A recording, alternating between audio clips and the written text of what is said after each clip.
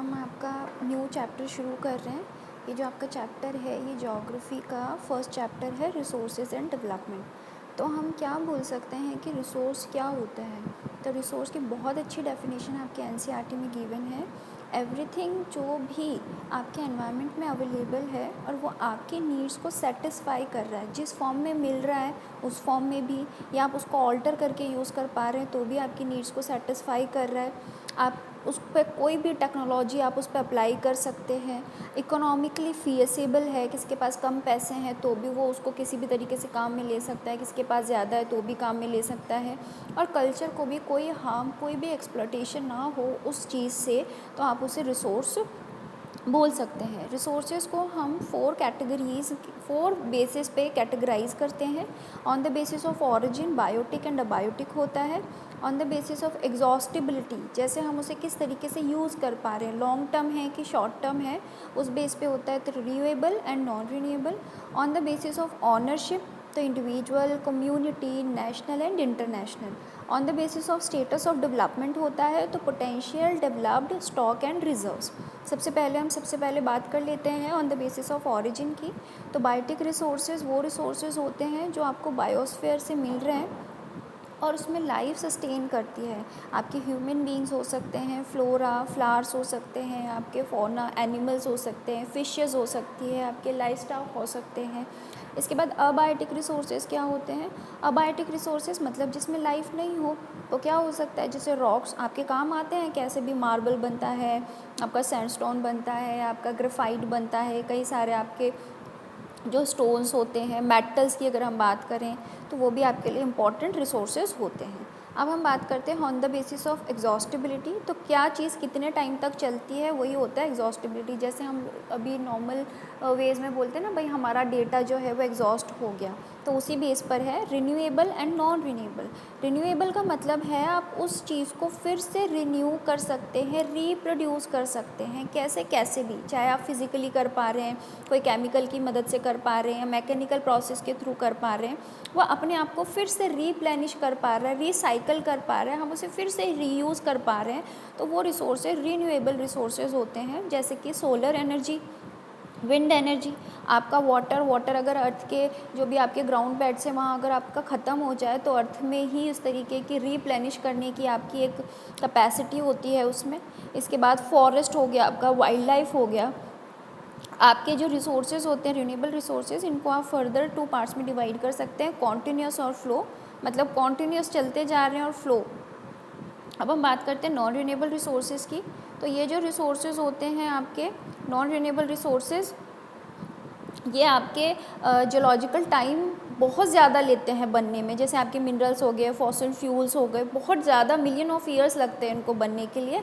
इसी वजह से हम ये कह सकते हैं। बट कुछ भी इसमें जो कुछ मेटल्स ऐसे होते हैं जो कि रिसाइक्लेबल होते हैं, जैसे कि आपके अगर हम फॉसिल फ्यूल्स की बात करें तो वो एक बार यूज़ होने के बाद फिर से काम नहीं कर सकते, वो एग्जॉस्ट हो जाते हैं। अब हम बात करते हैं on the basis of ownership. तो इंडिविजुअल रिसोर्सेज जो किसी भी एक पर्टिकुलर ह्यूमन का है, इंडिविजुअल का है, जैसे उसका खुद का घर हो गया, उसकी लैंड हो गई, उसका पॉन्ड हो गया। कम्युनिटी, जो एक कम्युनिटी होल्ड कर रही है, तो वो एक पर्टिकुलर कम्युनिटी, कोई आपके ग्रेजिंग ग्राउंड्स हो गए, प्ले ग्राउंड्स हो गए, पिकनिक स्पॉट्स हो गए। नेशनल रिसोर्सेज क्या होती हैं, जो किसी एक पर्टिकुलर नेशन से बिलोंग करती हैं, जैसे कि आपके कोई भी प्राइवेट प्रॉपर्टी हो सकती है पब्लिक गुड्स के लिए, जैसे आपके रेलवेज़ हो सकते हैं, रोडवेज़ हो सकते हैं, कैनाल्स हो सकते हैं, आपके फॉरेस्ट हो सकते हैं जो इंडिया के टेरिटरी में आते हैं, वाइल्ड लाइफ हो सकता है, वाटर रिसोर्सेज हो सकते हैं। और यहाँ पर ओशियनिक बाउंड्रीज़ के बारे में भी आपको बताया हुआ है कि 12 नॉटिकल माइल्स तक, 22.2 किलोमीटर्स तक आपके वाटर्स में जो भी चीज़ अवेलेबल है वो इंडिया की टेरिटरी में आती है, हमारी नेशनल रिसोर्सेज है। फिर इंटरनेशनल रिसोर्सेज, एक पर्टिकुलर ऑर्गेनाइजेशन के अंडर कुछ मेंबर नेशंस आते हैं और वो कुछ रिसोर्सेज को कॉम्पोजिट वे में यूज़ करते हैं। तो हमारी जो एक लिमिटेशन है वो है 200 नॉटिकल माइल्स तक जो भी रिसोर्सेज हैं हम उसको इंटरनेशनल लेवल पर यूज़ कर सकते हैं। अब हम बात करते हैं on the basis of status of development. तो होती है पोटेंशियल रिसोर्सेज, डेवलप्ड और रिजर्व्स। इसमें आप एक स्टॉक भी पढ़ते हैं। तो पोटेंशियल रिसोर्सेज क्या होती है, जो किसी एक पर्टिकुलर रीजन में पाई जा रही है बट हमने उसको यूज़ नहीं किया है। जैसे आपके राजस्थान की हम बात करें, गुजरात की बात करें, कितना पोटेंशियल है बट हम उसे यूज़ नहीं कर पा रहे हैं, जो विंड और सोलर एनर्जी हमारे पास है। अब हम बात करते हैं डेवलप्ड रिसोर्सेज़ की। तो डेवलप्ड रिसोर्सेज़ के बारे में हमने पूरा सर्वे कर लिया, पूरा एग्जामिनेशन कर लिया, लेकिन क्योंकि वो टेक्नोलॉजी पर डिपेंड करती है इसलिए हम उसे अभी भी यूज़ नहीं कर पा रहे, मतलब बनकर तैयार हो गई, वो डेवलप्ड है।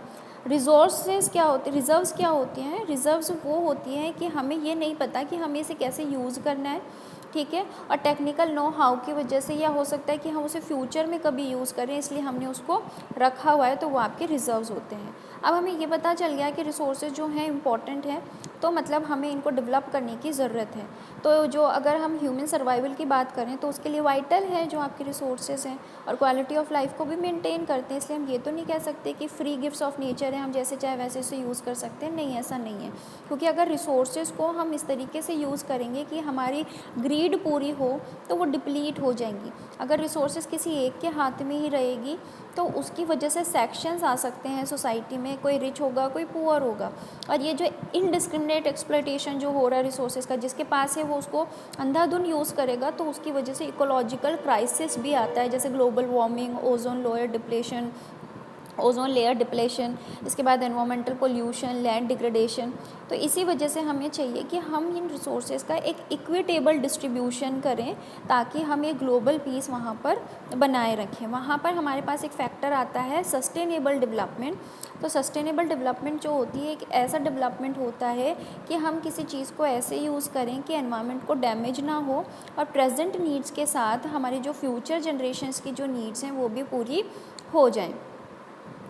इसके बाद हम बात करते हैं रिसोर्स प्लानिंग क्या होती है। तो रिसोर्सेज के लिए किस तरीके की स्ट्रैटेजी बनाना कि हम रिसोर्सेज का एक सही यूज़ कर पाएँ, वही रिसोर्स प्लानिंग होती है। तो इंडिया में अगर हम देखें तो आपको बहुत ज़्यादा इनॉर्मस डाइवर्सिटी मिलेगी रिसोर्सेज को लेकर।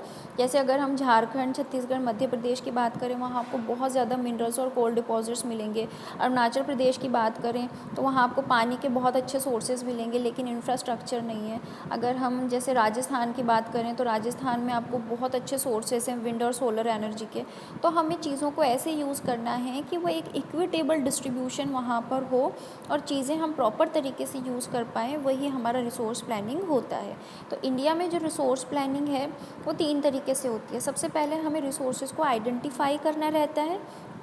उसके बाद हमें जो भी आपका प्लानिंग स्ट्रक्चर होता है, जो भी हमने आइडेंटिफाई कर लिया, हमें उसमें जो भी चीज़ें डालनी है, जो उसमें कमी रहनी है, वो हम उसमें ऐड ऑन करते हैं। और उसके बाद लास्ट में हम उसे मैच करेंगे कि जो भी चीज़ें हमने बनाई हैं वो नेशनल डेवलपमेंट के लिए ज़रूरी है कि नहीं, कि हम ऐसे उसमें माथाफोड़ी कर रहे हैं। तो सबसे पहले तो मुझे पता होना चाहिए कि रिसोर्स क्या है, मैंने उसे आइडेंटिफाई कर लिया। अब मुझे उसमें क्या ऐडअप करना है, मुझे कुछ उसको साफ़ करना है, उसमें शाइनिंग देनी है, कुछ भी उसमें जो भी अप्रोप्रिएट टेक्नोलॉजी डालनी है, कुछ भी इम्प्लीमेंटेशन डालना है, उसके साथ उसको मुझे पूरी तरीके से तैयार करना है। और उसके बाद मैं चेक करूँगी कि जो मैंने बनाया है वो मेरे नेशनल डेवलपमेंट के लिए ज़रूरी है या फिर नहीं। इसके बाद हम बात करते हैं कंजर्वेशन ऑफ रिसोर्सेज की। मतलब हमें ये तो पता चल गया कि रिसोर्सेज जो हैं वो इम्पॉर्टेंट है, तो हमें उनको कंज़र्व करके रखना ज़रूरी है। तो ये कंज़र्वेशन ऑफ रिसोर्सेज की अगर हम बात करें तो बहुत स्टार्टिंग से ही चला है। जैसे गांधी जी ने भी कहा है कि हर एक के ज़रूरत के लिए हमारे पास काफ़ी कुछ है, लेकिन ग्रीड पूरी हो उसके लिए हमारे पास इनफ चीज़ें नहीं है। और इसी से इंस्पायर होकर एक पर्सन थे शूमेकर, 1974 में उन्होंने गांधीयन फ़िलॉसफी से इंस्पायर होकर अपनी एक बुक लिखी थी, स्मॉल इज़ ब्यूटीफुल। मतलब इंटरनेशनल लेवल पर भी कंजर्वेशन ऑफ रिसोर्स को सिग्निफाई किया हुआ है। जैसे अगर हम आपके रोम में एक क्लब को एडवोकेट किया गया था सबसे पहले इंटरनेशनल लेवल पर 1968 में। फिर 1974 में शूमेकर आए, उन्होंने अपनी एक बुक लिखी गांधी से इंस्पायर होके। इसके बाद 1987 में एक कमीशन रिपोर्ट आई थी ब्रुटलैंड की, उसमें भी रिसोर्सेज को कंजर्व करने के लिए मतलब ग्लोबल लेवल पर बात की गई थी उसके सेमिनार में। इसके बाद सस्टेनेबल डेवलपमेंट का जो कंसेप्ट था बहुत आगे बढ़ा, और 92 में ब्राज़ील के रियो डी जनेरियो में एक अर्थ समिट हुआ था। उसमें बहुत अच्छे से लोगों को बताया गया कि जो रिसोर्सेज हैं वो हमारे लिए बहुत इम्पॉर्टेंट है, वाइटल है, और हमें उन्हें कैसे यूज़ करना चाहिए।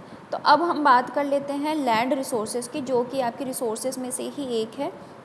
आपको पता है जो लैंड रिसोर्स है काफ़ी एक नेचुरल रिसोर्स है, अपनी ही उसकी इम्पॉर्टेंस होती है, चाहे नेचुरल वेजिटेशन हो, वाइल्ड लाइफ हो, ह्यूमन लाइफ हो, सब ह्यूमन एक्टिविटीज़, ट्रांसपोर्टेशन, कम्युनिकेशन सब उसी पर सेट होता है। इनफैक्ट अगर हम मैग्नीट्यूड की बात करें तो हम नहीं समझ सकते हैं, लेकिन हमें ये पता है कि हाँ भाई जो लैंड है उसका अपना ही एक रिलीफ फीचर होता है, चाहे माउंटेन्स, प्लेट्यूज, प्लेन्स, आइलैंड। तो इंडिया की अगर हम बात करें तो 43% का जो लैंड एरिया है वो प्लेन है, और आपके उसी पर आप एग्रीकल्चर, इंडस्ट्रीज़ वगैरह सेट करते हैं। 30% जो है उसमें माउंटेन्स होते हैं, तो आपके रिवर्स वगैरह जो हो गई टूरिज़्म के लिए, इकोलॉजिकल एस्पेक्ट्स के लिए वो पार्ट इम्पॉर्टेंट होता है। 27% जो है वो प्लेट्यू रीजन है, वहीं से आपको अपने मिनरल्स, फॉसिल फ्यूल्स, फॉरेस्ट वगैरह मिलते हैं। अब हम इस लैंड को यूज़ कैसे करते हैं? सबसे इम्पॉर्टेंट, फॉरेस्ट की तरह यूज़ करते हैं।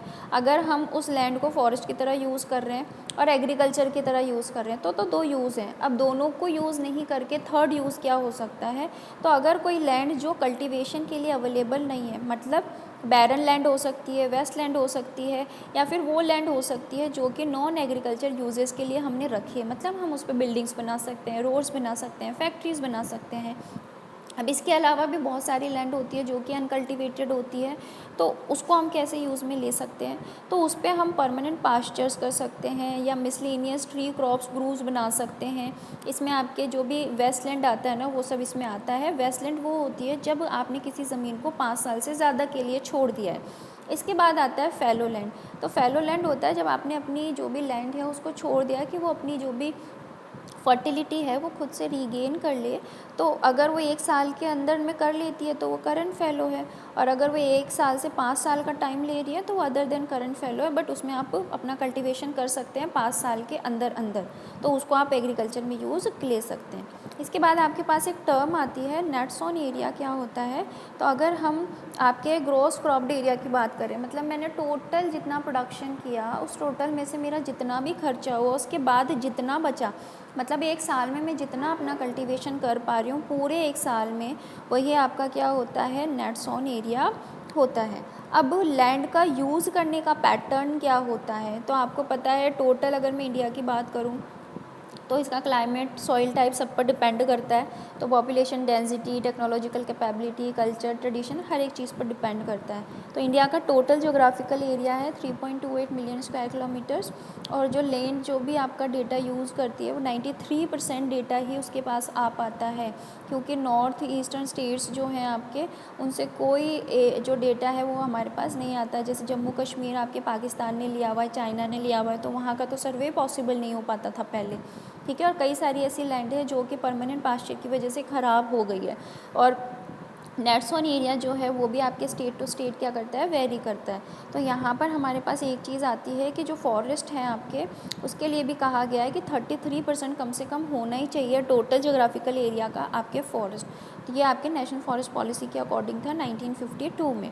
तो इसी के अकॉर्डिंग हम कह सकते हैं कि हमारे जो भी वेस्टलैंड वगैरह हैं उनको हमें प्रॉपर तरीके से यूज़ करना चाहिए, ताकि हमारा जो लैंड है वो डिग्रेड ना हो। Land degradation and conservation measures क्या हैं भाई? जो भी आपकी ज़मीनें ख़राब हो रही हैं दैट इज़ डिग्रेडेशन, तो हम उसे कैसे कंजर्व कर सकते हैं? तो जो भी आपकी एक्टिविटीज़ हैं, डिफॉरेस्टेशन, ओवरग्रेजिंग, माइनिंग, इन सबको कंट्रोल करेंगे। अब कैसे कर सकते हैं? अफॉरेस्टेशन करके, शेल्टर बेल्ट्स लगाकर, जो भी आपके ग्रेजिंग पैटर्न है उसको आप कंट्रोल करके, और आपके जो भी बुशेस वगैरह हैं आप उसको सिस्टमेटिक तरीके से अगर यूज़ करेंगे, जो भी आपके एरिड एरियाज़ हैं वहाँ पर, तो आप बहुत अच्छे से इन चीज़ों को यूज़ कर सकते हैं। ये आपका एक